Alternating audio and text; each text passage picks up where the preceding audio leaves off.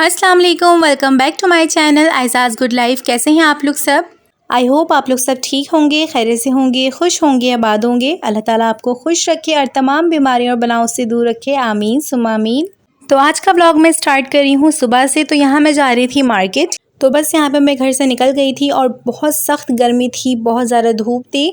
और सुबह के टाइम तो कराची में आप बाहर निकल ही नहीं सकते, क्योंकि आजकल इतनी ज़्यादा गर्मी हो रही है, इतना हब्स है, तो आप सोच भी नहीं सकते निकलने का।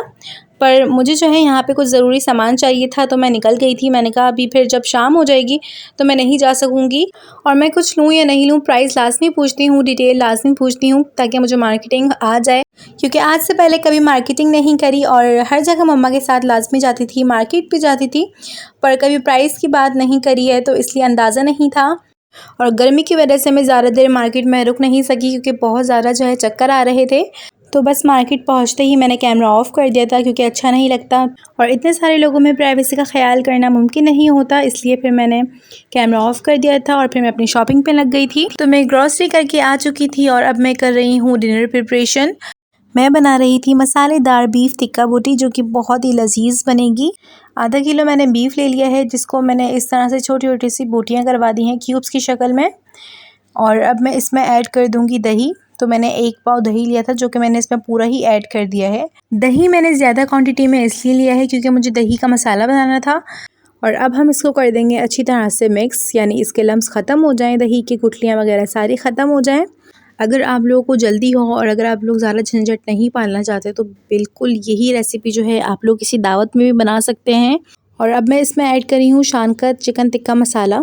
मैंने यहाँ पे शानकत टिक्का मसाला लिया है। आप कोई भी ब्रांड का टिक्का मसाला ले सकते हैं, या खुला हुआ भी ले सकते हैं, या घर में भी बना सकते हैं, ये आपके अपने ऊपर है। मेरे पास बना हुआ नहीं रखा हुआ था, तो इसलिए मैंने यहाँ पे पैकेट ले लिया है।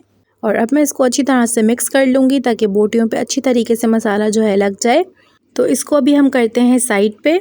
और यहाँ पे मैं ले रही हूँ घी। अगर आप लोग चाहें तो ऑयल भी ले सकते हैं, पर जो टेस्ट घी में आएगा वो टेस्ट ऑयल में नहीं आएगा, तो इसलिए कोशिश करिएगा कि घी ही लें। और इस पर मैंने ऐड कर दी है प्याज। और अब हम यहाँ पे कर रहे हैं प्याज को ब्राउन। तो बहुत ज़्यादा देर हो गई थी मुझे प्याज को ब्राउन करते हुए, इसलिए मैंने स्पीड कर दी है इसकी यहाँ पे। तो प्याज को जो है मैंने लाइट ब्राउन ही करा है, ज़्यादा डार्क कलर नहीं दिया है, या मुझे इस तरह से ही सुनहरी प्याज को करना था बस। और अब हम दोबारा से इसको मिक्स कर लेंगे। और यहाँ पे मैंने घी ऐड कर दिया है, जिसमें मैंने प्याज को ब्राउन करा था, मैंने वही वाला घी इसमें ऐड किया है। और बीफ को मैरिनेट करने के बाद हमें कम से कम 2 घंटे तक इसको ऐसे ही रखना है। और अगर आप लोगों के पास ज़्यादा टाइम हो तो आप लोग 3-4 घंटे भी रख सकते हैं। मेरे पास ज़्यादा टाइम नहीं था, तो इसलिए मैंने 2 घंटे बाद ही पका लिया था। और अगर आप लोग चाहें, या आप लोग अगर किसी दावत में बना रहे हों, तो 1 रात पहले ही इसकी मैरिनेशन करके रख दीजिएगा। तो जिस कढ़ाई में मैंने प्याज को ब्राउन किया था, उसी कढ़ाई में मैंने दोबारा जो है घी ऐड कर दिया है, और उसके बाद जो है प्याज ऐड कर दी है। तो इस प्याज को हम ट्रांसपेरेंट कर देंगे, यानी हमें इसको इतना फ्राई करना है कि बस ये कोई कलर चेंज ना करे, बस ये वाइट वाइट सी हो जाए। और अब जो है मैं इस पर ऐड कर दूँगी 1 टीस्पून भर के लहसुन का पेस्ट और 1 टीस्पून भर के अदरक का पेस्ट। तो इसको भी जो है मैं अच्छी तरह से फ्राई कर लूँगी, ताकि फिर जो है कोई स्मेल वगैरह ना आए।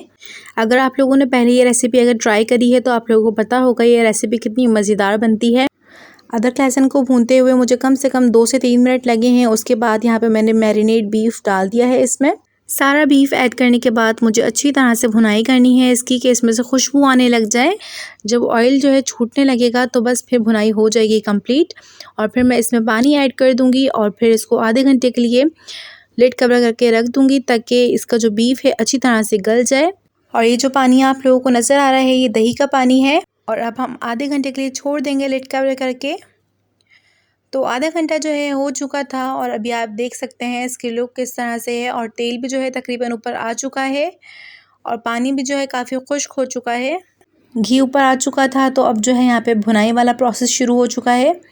और अभी जो है बस मैं साइडों से मसाला वगैरह निकाल रही थी, क्योंकि फिर अच्छी चीज़ नहीं होती, क्योंकि फिर थोड़ी ही देर में ये जो साइडों पे लगा हुआ मसाला है वो जलने लग जाएगा। तो जब भी मैं खाना बना रही होती हूँ, तो ख़ास तौर पे मैं इस चीज़ का ख्याल करती हूँ कि मेरे साइड्स गंदे ना हों। चाहे उसमें मैं पतीली में खाना बना रही हूँ, चाहे कढ़ाई में खाना बना रही हूँ, मसाला साइडों से बह ना रहा हो।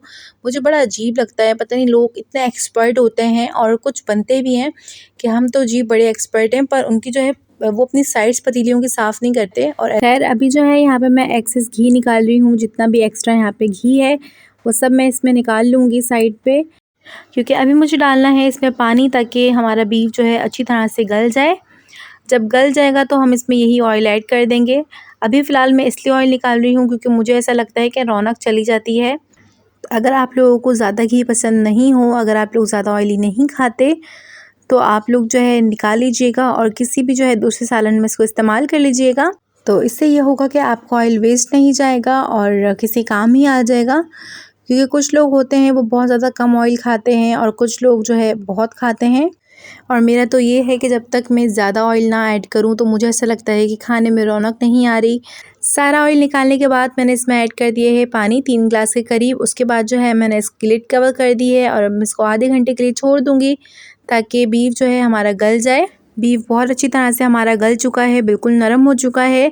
तो अब मैं इसमें ऐड कर दूँगी वो वाला घी जो कि मैंने निकाल लिया था, वो रोगन, जिससे जो है दोबारा से इसमें जान आ जाएगी और कलर भी बहुत प्यारा सा आ जाएगा।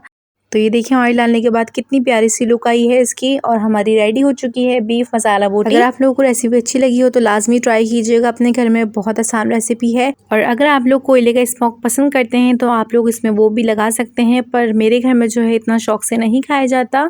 खाना वगैरह बन चुका था तो आप लोगों को पता है खाने के अलावा भी कितने ज़्यादा बर्तन निकल जाते हैं, क्योंकि माशाल्लाह से बहुत ज़्यादा बरकत हो जाती है बर्तनों में। तो बहुत लंबा क्लिप था ये, तो मैंने इसको स्पीड कर दिया है और कितना अच्छा लग रहा है कि स्पीड में हम बर्तन धो रहे हैं, वरना तो आप लोगों को पता होगा कि बर्तन धोने में कितना टाइम लगता है। और अगर हम इस तरह से जो है बर्तन धोते हुए देखेंगे तो बहुत अच्छी सी जो है वाइब्स आएंगी, आप लोगों को काम भी करने का फिर दिल चाहेगा। और ये व्लॉग जब मैं एडिट कर रही थी तो मैंने देखा ये काफ़ी लंबा क्लिप है, यानी पौने घंटे का क्लिप है। तो फिर मैंने स्पीड बहुत ज़्यादा तेज़ कर दी कि मैं जो है स्पीड में दिखा दूंगी आप लोगों को, क्योंकि मैंने जो है सुबह के बर्तन भी नहीं धोए थे, दोपहर के बर्तन भी नहीं धोए थे और फिर जब मैंने रात का खाना बनाया तो फिर उसके बर्तन भी जमा हो गए थे, तो वो सारे जो है मैंने अभी धो लिए। और बर्तन जो है बस हमारे फाइनल हो चुके हैं और बस ये जो है कांच के ग्लास बचे हैं तो मैं ये भी धो लेती हूँ। तो मैं आ गई थी यहाँ पे रूम में और ये जो है मेरे बेड की साइड है, तो आप देख सकते हैं, जिसको हम सिरहाना भी कहते हैं। तो ये वैसे बिल्कुल साफ़ थी, गंदी नहीं थी, पर इसकी जो फॉर्म है ना वो डस्ट पकड़ लेती है।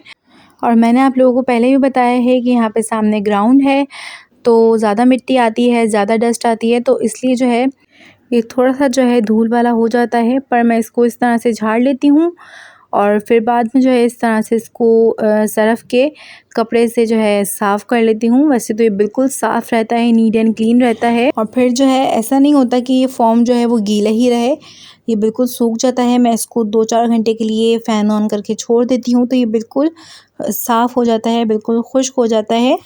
और मैंने कुछ लोगों को देखा है कि वो अपने आप को बड़ा साफ़ रखते हैं, बज़ाहिर वो बहुत ज़्यादा अपने आप को साफ़ दिखा रहे होते हैं। और अगर आप लोग उनका फ़र्नीचर देख लेंगे तो उसमें एक मिट्टी की गट जमी भी होती है, उनको यही नहीं पता होता कि हमें डस्टिंग भी करनी है। तो कुछ लोगों में ऐसी आदत होती है, पर कुछ लोग बहुत ज़्यादा इन सब चीज़ों का ख़्याल करते हैं, साथ ही साथ हर चीज़ को लेके चलते हैं।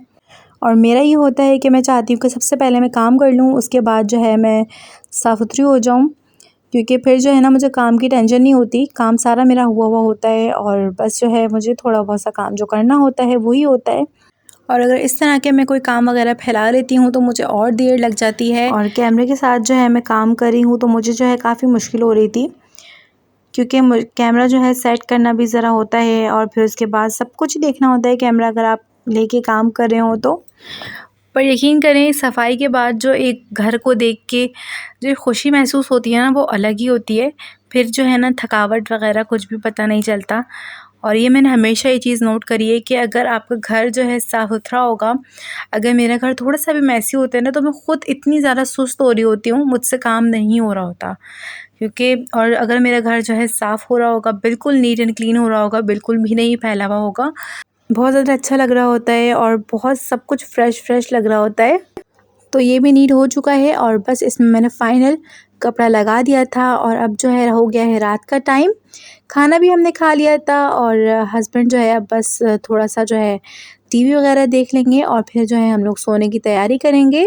अब मैं चाहूँगी इजाज़त, और अपना बहुत सारा ख्याल रखिएगा, मुझे दुआओं में याद रखिएगा। अगर वीडियो अच्छी लगी हो तो प्लीज़ लाइक शेयर सब्सक्राइब लाजमी कर दीजिएगा।